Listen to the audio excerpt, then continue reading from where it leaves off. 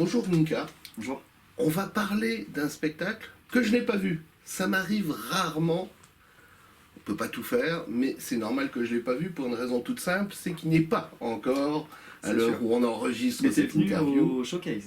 J'avais vu le showcase, mais ça remonte à déjà Oui, quelques mois maintenant. quelques mois. Ouais. Donc tu vas nous parler de ce projet qui est en train d'aboutir et qui va, on va tout savoir dessus dans les minutes qui viennent. Bah écoute, Siddhartha l'opéra rock, déjà ça fait 2 ans que j'ai appris la nouvelle que j'allais donc être le rôle principal. Donc déjà pour moi, artistiquement, humainement dans ma carrière, c'est quand même pas rien parce que quand on t'annonce voilà, rôle principal dans une comédie musicale, c'est un peu un rêve de gosse aussi, tu vois, qui se réalise. J'imagine, oui. Et ouais, carrément, bah, il y a encore plein de rêves, mais ça c'est une grosse partie de mon rêve d'enfant, on va dire. Donc ça déjà, c'est un truc à souligner pour moi parce que c'est énorme.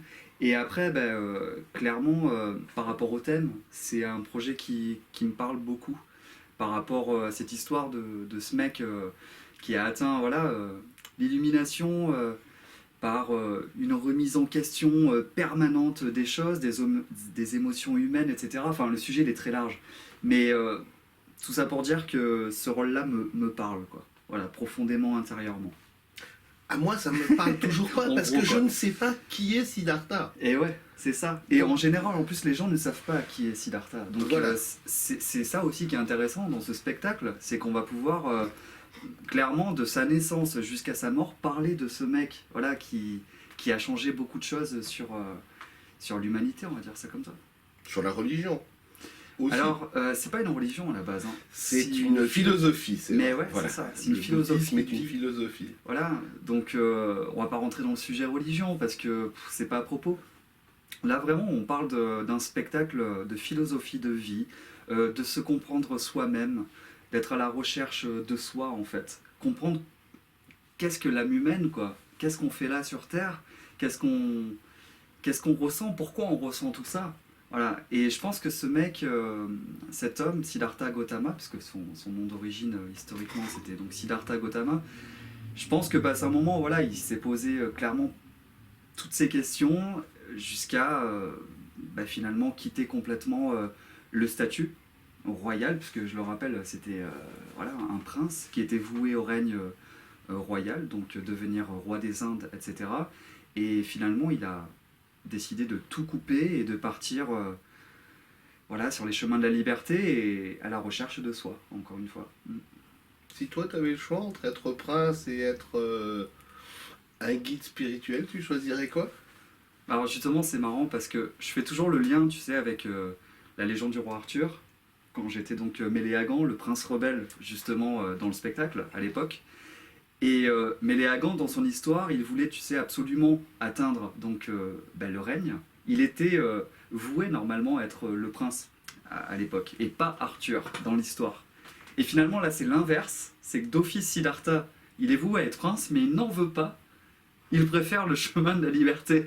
Alors pour moi, c'est un peu ouf, parce que du coup, je me retrouve dans un grand écart, mais qui au final est super intéressant. Et si je devais faire le choix, moi, dans ma propre vie, c'est délicat parce que il y a ce qu'on a envie, ce qu'on idéalise dans sa propre vie, d'atteindre certains objectifs, etc. Et puis tu te rends compte que finalement, quand tu les atteins, ben, est-ce que c'est ça vraiment que je veux? Et je pense que le plus important, c'est d'être soi-même. Peu importe ce qu'on fait, peu importe ce qu'on fait dans la vie, de métier, il n'y a pas de gradualité d'importance en fait. Voilà. Je pense qu'il faut juste être soi. Être toi, apparemment tu l'es quand je t'écoute. J'essaye le plus possible Voilà. en tout cas. En tout cas, c'est ce qu'on ressent à côté de toi quand on t'écoute. On se connaissait pas il y a peu de temps. Ouais. Je peux dire que je te connaissais dans le roi Arthur. J'avais vu. Non, c'était Ouais, pas le roi t'étais Arthur, ça s'appelait comment? Si, la légende du roi Arthur. La légende du Ah, roi Arthur, voilà. Oui, C'était oui, pas- exactement, voilà, la légende du roi Arthur. je cherchais, donc je sais que je Ouais. l'avais vu, Ouais. donc je connaissais au moins quelque chose de toi. Alors maintenant, le personnage, tu viens de nous le proposer, tu vas peut-être nous parler aussi il y a une équipe autour de toi. On va commencer par déjà celui qui a conçu le projet, qui a eu l'idée, qui l'a écrit, celui qui a composé, enfin bon, tu vas nous parler un peu de Oui, toute oui. l'équipe. Donc le créateur du projet au départ c'est donc David Clément Bayard. En fait lui c'est parti d'un rêve, hein. C'est un rêve de gosse pareil. Il a toujours été en admiration en fait sur cette histoire de Siddhartha Gautama qui est devenu Bouddha. Il a toujours été très interpellé de cette grande histoire et voilà, il s'est dit un jour je vais faire un spectacle là-dessus quoi. Et voilà, je veux pas parler pour lui, mais c'est tout un petit peu ce qu'il m'a dit et moi ce que j'ai ressenti. Et effectivement, ça part d'un rêve au départ. Et ça, c'est beau. C'est beau de pouvoir réaliser un projet de cette envergure en partant de ce rêve au départ. Donc il a composé toutes les chansons, écrit toutes les chansons, entièrement du spectacle. Et c'est bien parce que tous les mots qu'il a pu écrire sont vraiment justes. C'est vraiment ciblé. À la fois pour vraiment bien comprendre pour le spectateur, parce que c'est quand même un sujet délicat, on parle de spiritualité, etc. Donc on ne peut pas employer des mots trop compliqués, parce que sinon l'information ne vient pas au spectateur. Donc là, il a employé des mots justes, à la fois accessibles et à la fois qui fait rêver aussi. Et c'est les bons ingrédients, je pense, qui sont mis en place. Et voilà, et tout le spectacle a été réalisé par lui en termes de composition et d'écriture. Donc ça déjà pour lui c'est un gros taf quoi. Un gros travail, mais c'est génial quoi, c'est super. Bon, de toute façon, déjà pour le grand public, il y a Siddhartha, opéra et rock. Donc Ouais. déjà, celui qui n'a pas compris opéra rock, c'est difficile. Alors, voilà. effectivement, opéra rock, on est vraiment dans le 100% chanté. Il y aura forcément quelques phrases clés parlées, mais c'est un 100% chanté, ce qui fait vraiment la différence avec une comédie musicale qui a à la fois donc le chant et la comédie théâtre, etc., comme vous avez pu voir La Légende du Roi Arthur ou d'autres. Là, on est dans le 100% chanté, donc c'est un parti pris. C'est quelque chose qu'il a voulu mettre en avant directement, parce qu'il a toutes ses influences aussi, Starmania, etc. Donc on est dans ce créneau-là aussi. Et je pense que c'est intéressant de partir sur un opéra rock pour Siddhartha, parce que ça apporte justement la touche de modernité et le truc qui va faire que ça va pas être chiant, entre guillemets. Voilà, pour parler clairement, y a cette veine et cette énergie rock en fond, en fait. Et moi, ça me parle, parce que déjà, j'ai eu un groupe de rock pendant des années, que je suis profondément un rocker dans l'âme. Donc c'est pour ça aussi que le projet m'a séduit. S'il n'y avait peut-être pas eu ça, ça aurait été peut-être un peu plus compliqué pour moi. Parce que je sors de Méléagan, hyper rocker, hyper rebelle, hyper révolutionnaire. Derrière, c'est la sagesse, c'est l'incarnation de l'amour, c'est voilà. Sauf que dans son histoire, Siddhartha, c'est un rebelle au départ. C'est justement le fait qu'il n'accepte pas tout ce qu'on lui impose qui va faire qu'il va prendre le chemin de la liberté. Donc pour moi, c'est totalement en adéquation avec ce que je suis et ce que je ressens à l'intérieur. Donc voilà, encore une fois, opéra rock, ça me parle. Mais tu t'es préparé comment à ce rôle, hein, parce que c'est opéra, c'est rock, il y a quand même une histoire qui est pour le moins pas connue. En fait, c'est pas très connu, surtout en France. Ouais. On sait qu'il y a un Bouddha, comme certains d'autres ont Ouais. des dieux. Comme je dis des fois à mes potes, tu passes dans un rayon jardin, tu vois des statues Bouddha. Dit comme ça. Non, Rayon mais, jardin, non, mais- oui. Oui, non, mais en gros, les statues, on les voit où? On les voit aujourd'hui dans les rayons jardin, les trucs. On les voit sur des spas zen, etc. Mais qui c'est ce mec en fait? Qui c'est cette statue? C'est ça qu'il faut se poser comme question. On ne sait pas en Occident quel est ce. Ça, c'est vrai. Mais ouais. Et c'est justement l'occasion aujourd'hui, dans un spectacle comme Siddhartha l'Opéra Rock, de pouvoir découvrir la vie de cet homme qui se cache derrière cette statue.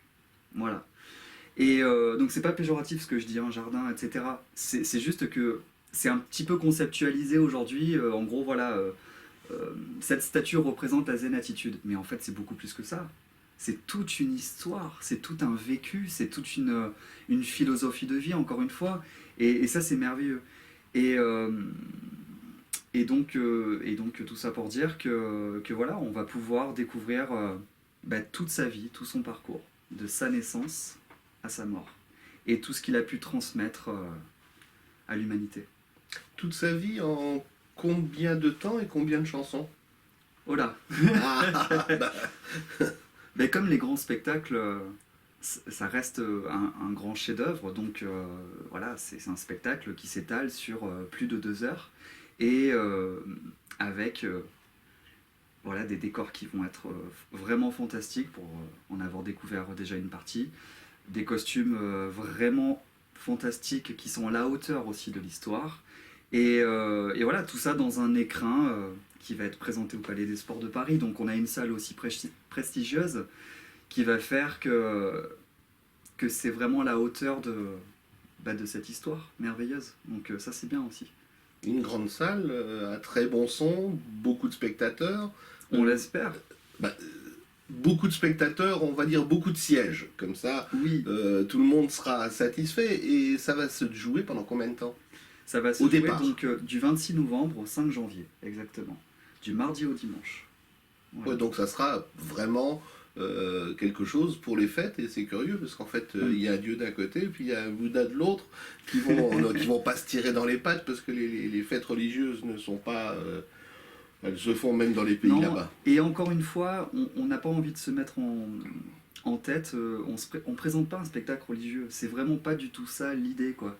On est dans un spectacle qui parle de la vie d'un homme et qui tout simplement va être porté par un côté fantastique dans les décors, dans les costumes. C'est du rêve beaucoup, hein.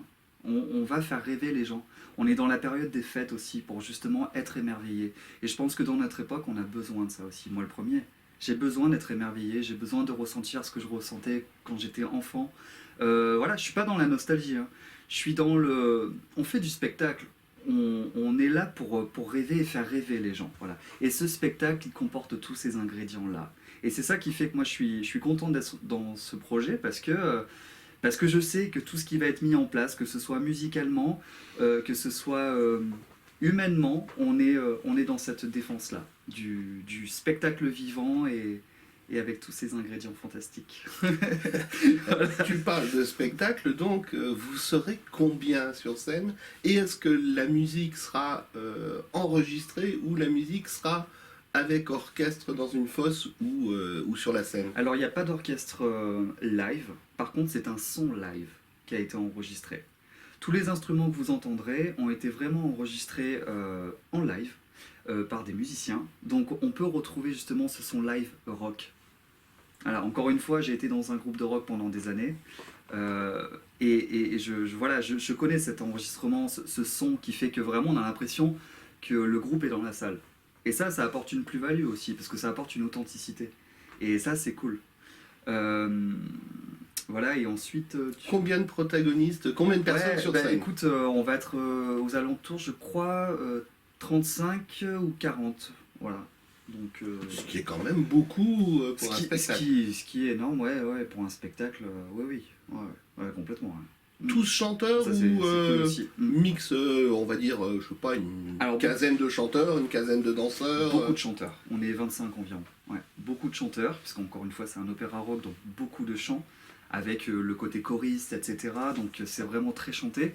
Et puis après il y a aussi des cascadeurs qui vont insuffler l'énergie justement du côté chorégraphié, etc. Donc ça c'est super aussi.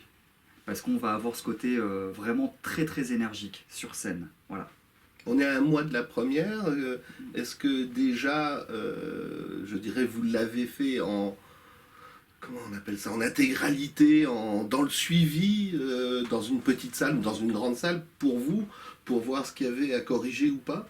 Alors, on n'en est pas encore là, puisque là, on est vraiment dans tous les préparatifs. Moi, je bosse voilà, de mon côté mes chansons, parce que c'est aussi beaucoup de travail à intégrer pour la mémoire, vous imaginez bien. Donc ça, c'est aussi beaucoup de travail. Là, on est en plein dans les préparatifs, on amorce les répétitions dès demain, justement. on y est. Voilà. On y est, voilà. Donc là, ça va être voilà, tous les jours, très tôt le matin jusqu'à très tard le soir, pour pouvoir vraiment donner le meilleur de chacun de nous pour pouvoir monter ce spectacle. Voilà. Donc on est en plein dedans, je peux pas vous dire mieux. Et toi, tu as combien de titres, je dirais, Mais je vais pas en tout- leader? mais je vais pas tout vous dire. Quand même. Il va falloir venir voir le spectacle pour pouvoir découvrir tout ça. J'en ai pas mal. Ouais, bon, si tu veux pas me donner le nombre, tu peux me donner un pourcentage. J'ai une bonne partie de tout le spectacle, effectivement. Ouais.